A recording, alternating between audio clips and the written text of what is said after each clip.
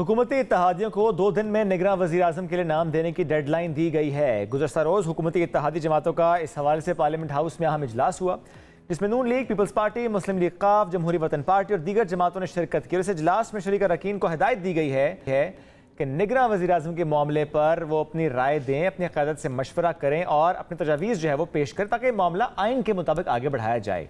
हुकूमती इत्तेहादियों में इत्तफ़ाक़ राय होने के बाद वज़ीर-ए-आज़म शहबाज शरीफ कौमी असम्बली में अपोजिशन लीडर राजा रियाज से मुशावरत करके हतमी नाम का ऐलान करेंगे। और कहा यह भी जा रहा है कि इजलास में सूबाई असम्बलियों की तहलील के बारे में कोई मुशावरत नहीं हुई। एक तो ये कि वजह क्या है, सूबाई असम्बली पर बात क्यों नहीं, और दूसरा कि निगरान सेटअप, इससे मुताल्लिक मजीद क्या इम्कानात हो सकते हैं, इस पर बात कर लेंगे। नून लीग के सीनियर रहनुमा भी हैं, सेनेटर हैं आसिफ किरमानी साहब, हमें ज्वाइन करें। आसिफ साहब बहुत शुक्रिया, आपने वक्त दिया। आसिफ साहब, लग रहा है 2 रोज में हो ये नामों का मामला आगे, या कि लगता है कि आगे बढ़ सकता है? बिस्मिल्लाहिर्रहमानिर्रहीम। शुक्रिया शोएब साहब। अच्छा, गुजारिश ये है कि देखिए, मैं समझता हूँ कि ये मामला गैर ज़रूरी तौर पर इल्तवा पकड़ गया है। अच्छा। और आइन तो बड़ा वाज़ेह है कि भाई कुछ नाम प्राइम मिनिस्टर देगा, दूसरे नाम कुछ देंगे, 3 नाम या 4 नाम देंगे लीडर ऑफ द अपोजिशन, और उसमें से अगर इत्तेफाक राय नहीं होता तो वो कमेटी में जाएगा, कमेटी में नहीं होता तो इलेक्शन कमीशन उसको फाइनलाइज कर। बिल्कुल बिल्कुल। लेकिन चूंकि इत्तेहादी हुकूमत है और तमाम जमातों की मुशावरत इसमें ज़रूरी है ताकि कल कलां को किसी को एतराज़ ना हो, तो मैं समझता हूँ इसलिए थोड़ा सा ये टाइम कंज्यूमिंग हो गया है। But I am very hopeful कि ये may be in a few days, 1-2-3 दिनों में ये मामला जो सा है ये रिजॉल्व हो जाएगा। चलिए, 2-3 दिनों में आप कह रहे हैं कि नाम वगैरह सामने आ सकते हैं, मामला रिजॉल्व हो जाएगा। अब इसके अलावा आसिफ साहब, किन मामलात पे बात हुई कल इजलास में, उसका थोड़ा सा अगर आप खुलासा बता सकें। देखिए, इस वक्त 2-3 इश्यूज हैं जो चल रहे हैं। एक तो ये नाम का सबसे बड़ा पहला तो मेन इशू ये है कि ऐसा नाम हो, क्रेडिबल नाम हो, जिस पर तमाम फ्रीकैन जो हैं वो उस पर मुत्तफिक हों। तो उसमें ज़ाहिर है थोड़ा टाइम लगता है, ये चीज़ें टाइम कंज्यूमिंग होती हैं।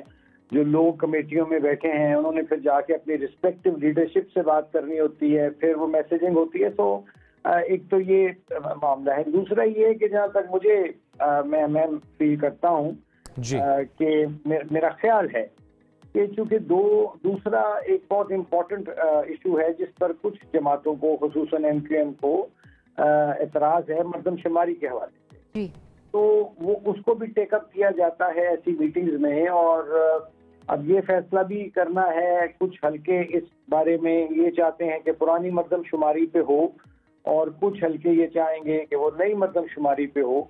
लेकिन अगर नई मर्दमशुमारी पे होता है तो फिर जाहिर है, मैं समझता हूँ कि फिर इसमें खदशा है मुझे कि या तो फिर इलेक्शन कमीशन दिन रात 24/7 काम करे और टाइम पे इलेक्शन करवाए नवंबर में, या फिर ये है कि वो इलेक्शन आगे चले जा सकते हैं, अगर चूंकि नई हल्का बंदियां फिर होनी होती हैं। और एक और चीज जो लोग इग्नोर कर रहे हैं, और अल्लाह करे कि ऐसा ना हो, कि ये देखिए फ्लड सीजन है और इंडिया ने अपना जो पानी है, हिस्से का जायद पानी, वो पाकिस्तान की तरफ छोड़ दिया है। उससे जो बॉर्डर के करीब देहात हैं कुछ वो ज़ेर-ए-आब आए हुए हैं, बारिशों का सीजन है, मानसून है। तो एक ये भी थोड़ा सा एक सेक्टर हमें ज़हन में रखना होगा कि खुदा न खास्ता जिस तरह पिछले साल सैलाब की तबाहकारियां हुई हैं, अल्लाह ताला इस दफा हमें उनसे महफूज रखे। आमीन आमीन। लेकिन मैं समझता हूँ ये चीजें हैं जो थोड़ा सा मेरे खदशात हैं। एक मर्दमशुमारी का अभी तक कोई फाइनलाइज एज सच नहीं हुआ। ठीक है। अच्छा आसिफ साहब, एक और बहस जो कि इस वक्त हो रही है कि जब एक सियासतदान डेपुटेशन पे एज अ जज नहीं जा सकता, एज अ ब्यूरोक्रेट नहीं जा सकता, किसी और सेटअप में नहीं जा सकता, तो वहाँ से लोग इस सेटअप में कैसे आते हैं? तो मैं आपकी राय जानना चाहता हूँ। निगरान सेटअप को लेकर आपकी ज़ाती राय क्या है? वो कोई सियासतदान ही होना चाहिए, या कि कोई जज भी हो सकता है रिटायर्ड, कोई ब्यूरोक्रेट भी हो सकता है, कोई रिटायर्ड जर्नल भी हो सकता है, कोई सहाफ़ी भी हो सकता है?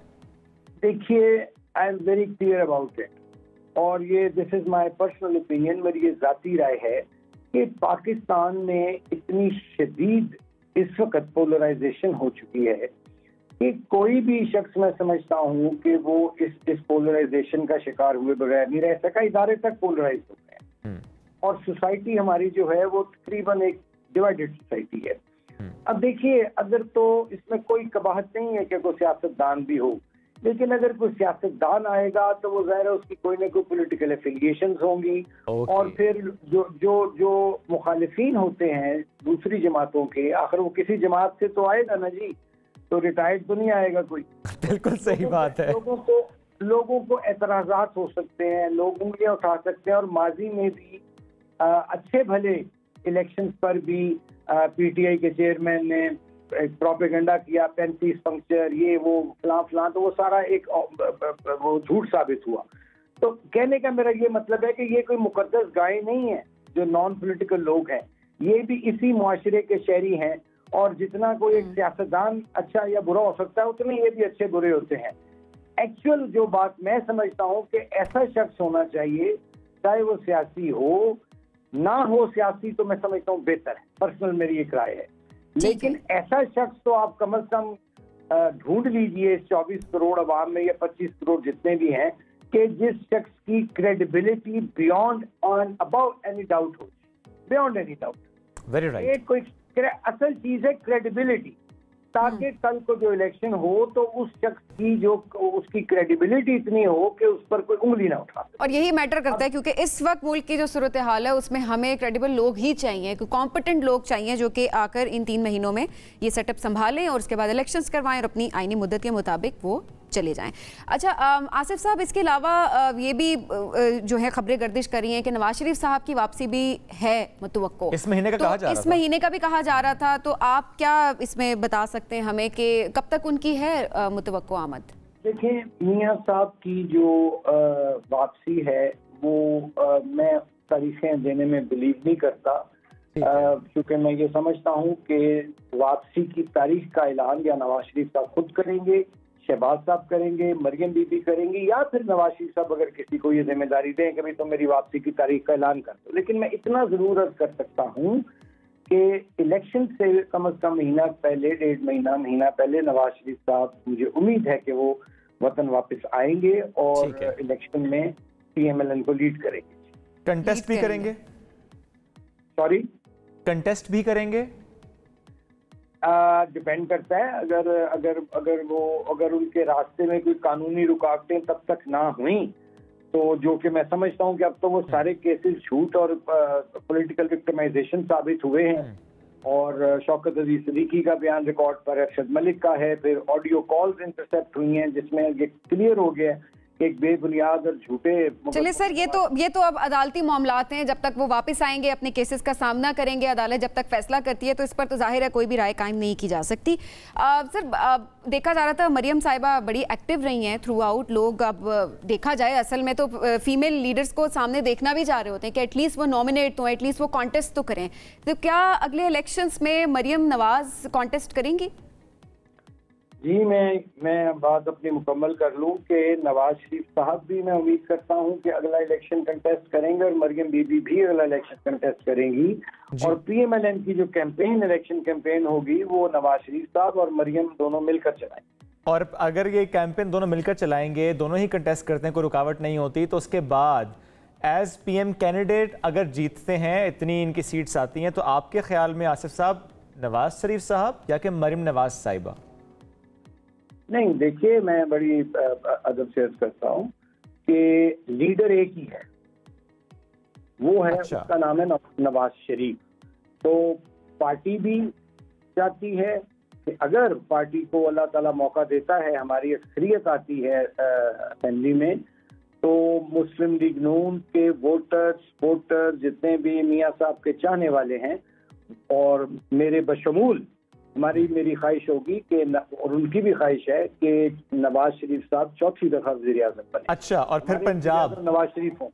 और फिर पंजाब की तरफ अगर हम देखें, जो कि ज़ाहिर है पंजाब डिफाइन कर रहा होता है, अगर आप कह रहे हैं कि इतने नंबर्स आ जाएंगे, दैट मीन्स पंजाब में भी आप लोगों की फिर हुकूमत होगी। तो जब पंजाब की हम बात करते हैं तो वहाँ पर क्या होगा? शहबाज शरीफ साहब ज़ाहिर वज़ीर-ए-आज़म है, वज़ीर-ए-आज़म से वज़ीर-ए-आला नॉर्मली हमने देखा नहीं है कि कोई इस तरह बने। क्या फिर वज़ीर-ए-आज़म शहबाज शरीफ साहब या कि मरियम नवाज साहिबा पंजाब में? इसका फैसला जो होगा, अगर ये सारी चीजें तो उस अगर से मफरूज है ना, इफ बिल्कुल इफ एंड बट। जी, अगर हमें अक्सरियत मिलती है पंजाब में भी, तो उसका फैसला फिर पार्टी की आला क़यादत और पार्लिमानी पार्टी। आपकी ख्वाहिश क्या है?